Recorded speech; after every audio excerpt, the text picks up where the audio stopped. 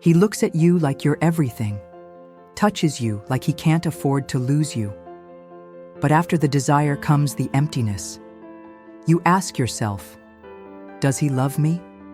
Or does he just want me? And the answer hurts, because deep down you know, being desired is not the same as being chosen. And while you're waiting for love, he only shows up for pleasure. Today, we're going to talk about that, with the honesty most people are afraid to speak. When desire comes before love, but your loneliness accepts it, anyway, have you ever caught yourself trying to convince yourself that he likes you in his own way? He comes on strong, compliments you, says he misses you, but only when he wants to, only when it suits him, only when his desire is triggered, and you accept it. Not because you're happy, but because you're addicted to the hope that one day that desire will turn into love. The invisible cycle of settling for less than you deserve. The woman who accepts desire before love is usually trying to heal something older. A wound that didn't start with this man. An emotional history where someone's presence was always conditional. I'll stay if you're perfect, if you're desirable, if you don't ask for too much. So when someone comes along who looks at you with hunger, who wants you with urgency, it feels different. It feels intense. It feels like a promise. But it's not. It's just desire. A pursuit of the pleasure he sees in you, not the depth you actually carry. The neurological trap. Why you feel so attached to him. There's a scientific reason behind this. When you're touched, praised, desired, your brain releases dopamine, a neurotransmitter linked to reward. It's the same chemical that hooks gamblers, that drugs trigger, and now it's hooking you into a breadcrumb cycle. You start to crave the message, the compliment, the touch.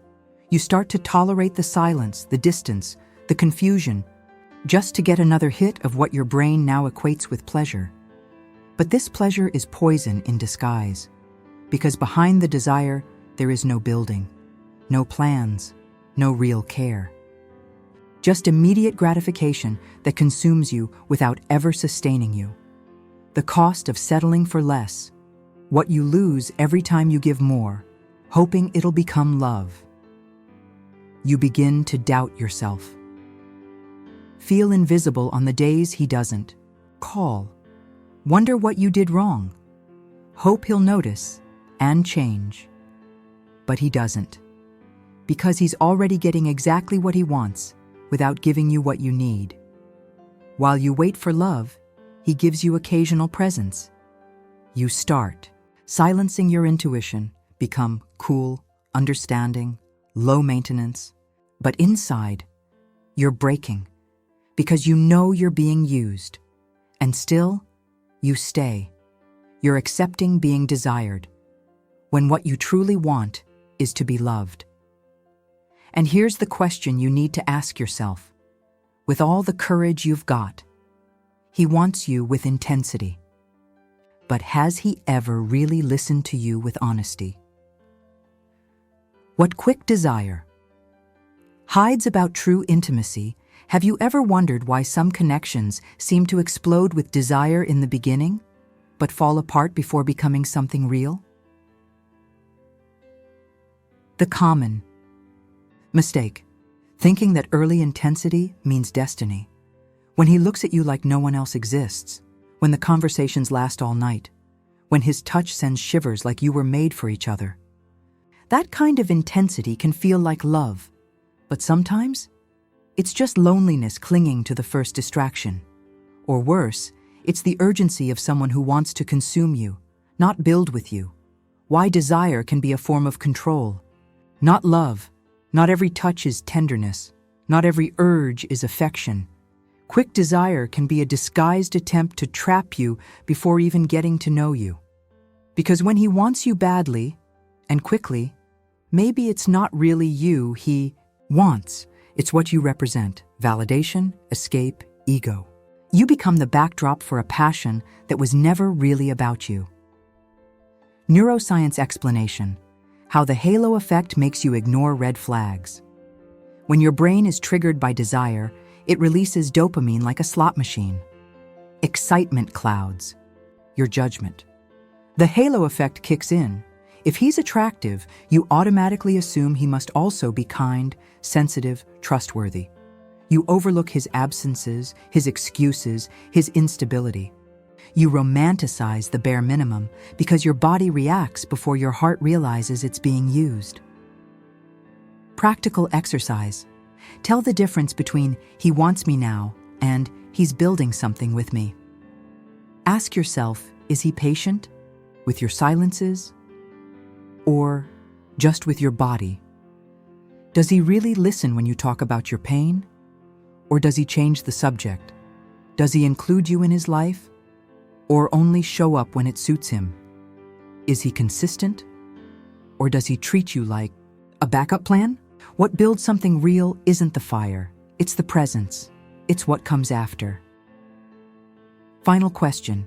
If the desire ended today, what would still be left between you? If the urgency faded, would he still stay? Or were you only liked when you were likable? Because true intimacy doesn't scream, it stays. Even when the fire cools, even when routine sets in, even when you're not available to be desired, but rather to be known. So now ask yourself, does he really want you? Or just the glow you carry when you're in love? Desire is not a promise. The illusion of fast connection. In the beginning, he seemed different. He knew what to say, how to look at you, where to touch. The intensity was almost hypnotic. You felt alive, wanted, important. But now, something's shifted. He still shows up, but doesn't stay. Says he misses you, but avoids depth. Seems interested, but is never fully present. And you start to wonder, why did he seem so sure at first, and now leaves me so uncertain? The answer is simple. Because desire is not a promise. And fast connection is often just that. A race to get what he wants, with no intention of staying afterward. The theater of seduction. Men who chase desire are often incredible in the first act. They know how to charm, captivate, seduce. But when it's time to take off the mask and show who they truly are, they disappear, withdraw, change. Not because you did something wrong, but because they were never there to stay. They wanted the thrill, not the depth. They wanted to win you, not build with you. Anxious attachment and the tendency to romanticize breadcrumbs. Women with anxious attachment have a powerful emotional radar. They feel everything, pick up on subtle cues, sense the mood, but they also carry a silent fear, the fear of not being chosen. And that fear turns breadcrumbs into feasts, turns small gestures into grand acts of love, turns silence into justifications he never even had to make. He didn't respond? He must be tired. He avoids the future? Maybe he doesn't want to rush things. He's cold? He's probably going through something. This tendency to romanticize is exhausting because you fall in love with who he could be, not who he actually is. Intensity depth. A man can look deep into your eyes, kiss you passionately, want you desperately, and still not care to know your soul. The mistake is thinking that intensity means connection. But intensity without emotional involvement is just a fire that burns fast and leaves only ashes. You need to learn to tell the difference between passion and presence. 3-step method. Does he love you, or just the role you play? Check. The content of your conversations. Does he talk about you, or just about how he feels around you? Real interest goes beyond attraction. Evaluate his consistency. Does he show up only when he wants something? Or is he present even when you have nothing to offer but yourself? Notice the emotional effect. After being with him, do you feel more grounded or more anxious? Does his presence bring you peace or throw you off balance? These answers matter, because true love isn't the one that takes your breath away.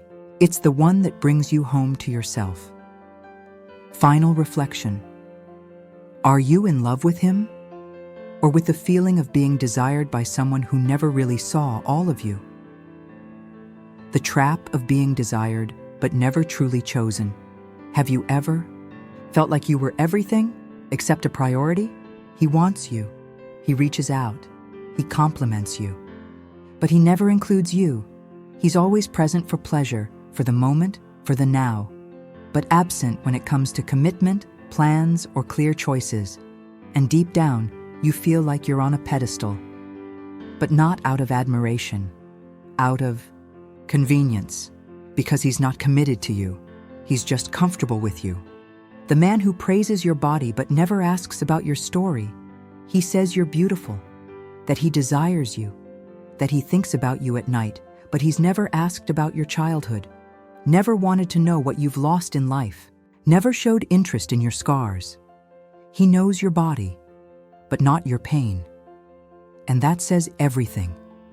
Being with someone who desires you, but never hears you, is like screaming in silence. It's existing only on the surface.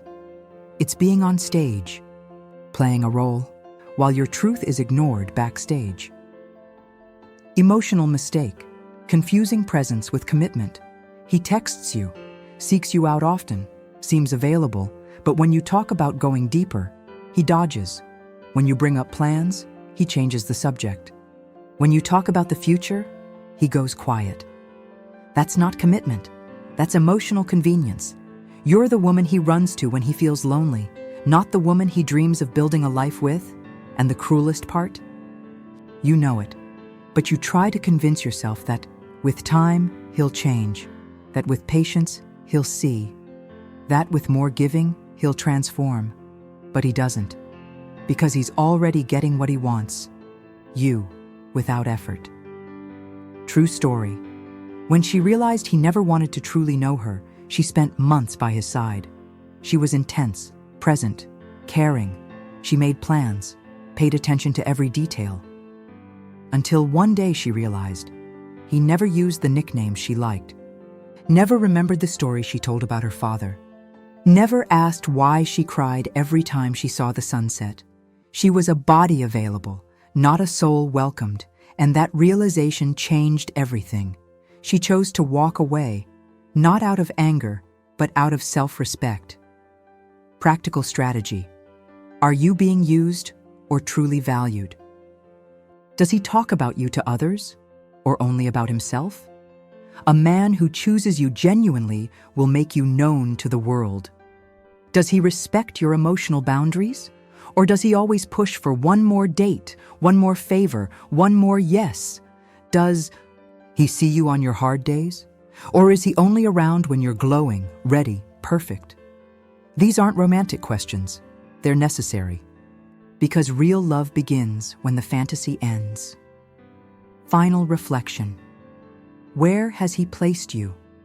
On the shelf of pleasure, to be picked up when convenient? Or in the space of truth, where you're welcomed even when misunderstood? And more importantly, why did you agree to stay there? The pain of giving yourself to desire, hoping it will turn into love. You thought that if he desired you enough, he would eventually love you, that if you were patient, he would see your worth, that if you stood by him through good days and bad, he'd realize you were the woman of his life. But time passed. You gave your all, and all you received in return were fragments, partial presence, implied promises, attention only when he wanted, silences you pretended didn't hurt, excuses he never had to give because you created them for him, and then one day it hits you. The silent savior syndrome. You believe you can heal him with your love. You hope your patience will change his indifference. You dream that your constant giving will melt the emotional walls of a man who's never truly been available. But this belief is cruel because it puts on your shoulders an impossible mission: to teach a man how to love you while you drain yourself to fit into his indifference. That's not strength. That's emotional self-destruction in disguise. Attachment neuroscience, why you get addicted to almost dopamine, the reward neurotransmitter, gets released every time you think, this time it'll work. A compliment, a surprise, message, an intense night, and then the disappearance. This back and forth, presence and absence, desire and coldness creates an addictive pattern. You start living for the next high. Your brain tricks you. It links that fleeting pleasure to a promise of love. But it's not a promise. It's just a cycle, and repeated cycles become prisons. Are you in love with a real man, or with the potential you invented? You say he has a good heart, that he's just confused, that he's hurt, and that's why he can't open up.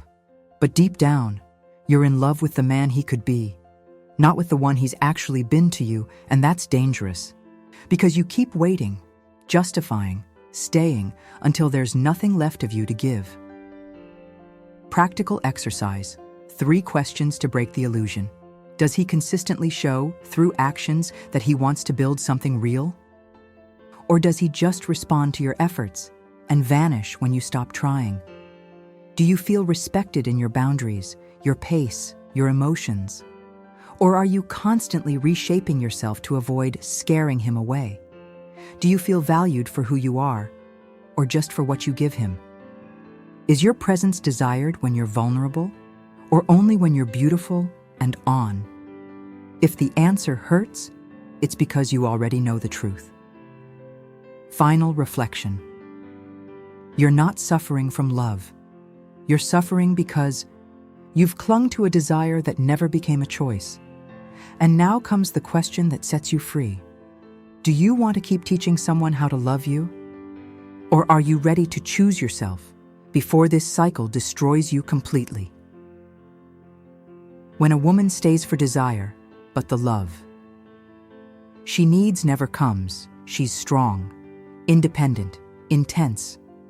But deep down, she's exhausted because she's carrying the entire relationship on her own. A relationship that only works when he feels like showing up. She holds the bond in her arms while he shows up when he wants, and only for the pleasure. And still, she stays because she hopes, because she still believes that if she's good enough, he'll realize it. The illusion of the strong woman who stays for desire, was often taught to be easygoing, not to be too much, to be understanding. And over time, she confused giving with sacrificing. She started believing that if she endured everything, she would be rewarded with love. But true love doesn't demand resistance. It offers refuge. Staying in a desire-based relationship where one gives and the other just takes isn't strength. It's abandoning yourself for a promise that never arrives. The fatal mistake, thinking being good enough will make him love you. You give everything. Attention, body, time, emotion. You adapt. You mold yourself. You go silent. But he doesn't change because he never had to. You've already given everything and asked for almost nothing. He already knows he can have you, even without ever truly choosing you. And here's the harsh truth. No sweeter version of you will awaken love in someone who's only there for pleasure. You don't need to be better. You need to be seen. Emotional explanation. Love begins when desire is no longer the focus, when desire makes space for presence. When he stays even when there's no sex, no novelty, no expectation. Love begins when he wants to hear you. When he respects your silence. When he cares about your inner world, not just your body. Love is who stays when the magic fades, who builds when desire settles. Reversal technique. Use silence as a mirror. Want to know the truth about what you two have? Stop giving, stop chasing, stop anticipating. Let silence speak for you. See if he comes or gets comfortable in your absence. Because genuine presence doesn't require pressure. It appears naturally when real feelings are there. Be silent so he can reveal who he truly is. Final reflection. What have you been keeping quiet just to avoid pushing him away? What truths are you avoiding just to not seem too much? And, most importantly, why does the fear of losing him scare you more than the certainty that you're losing yourself? 7. He desires you, but hasn't chosen to love you. And that's already an answer. You feel like he likes you. He reaches out, he desires you, he compliments you. But when it comes to making a decision, he pulls away. He never clearly says what he wants. He never defines what you two are. He never truly chooses you, and you wait. You wait for time to bring clarity. You wait for the connection to grow. You wait for the feeling to mature, but deep down, you already know. The hidden trigger, the anxiety of being chosen. The woman who waits too long for an indecisive man is living under a silent trigger. The deep urge to be chosen, this inner craving to finally be validated by someone who might love you but hasn't decided yet, creates emotional dependency. You begin to shape every move to please him. You go out of your way not to pressure him. You try to be understanding, easygoing, light. But every concession you make becomes permission for him to remain non-committal, because he's figured it out. You're willing to stay, even without being chosen. Desire without emotional responsibility is selfishness. He wants you, but won't commit. He compliments you, but doesn't support you. He shows up, but never stays. This isn't confusion, it's comfort, because desiring someone is easy. But loving, that requires presence, decisions, devotion. He keeps desiring you because it benefits him. But he doesn't love you because love involves emotional responsibility, and he's not willing to carry that part. Desire is impulse. Love is a daily choice. Psychological concept, love as a choice, not just a feeling. In psychology, we understand that love isn't a passive emotion. It's an active decision. It's saying, I see you, I choose you, and I'm committed to what that means. When someone says, I don't know what I feel, yet keeps receiving everything from you, that alone is the answer. He may not have emotional clarity, but you need to be clear about what you deserve. True story. She waited 2 years. 2 years. That's how long she stayed by his side. Loyal, caring, available. He kept saying he liked her, but wasn't ready. That it was just a phase, that he needed time. She believed him, until one day, she saw it. He started dating someone else, and called her the right woman.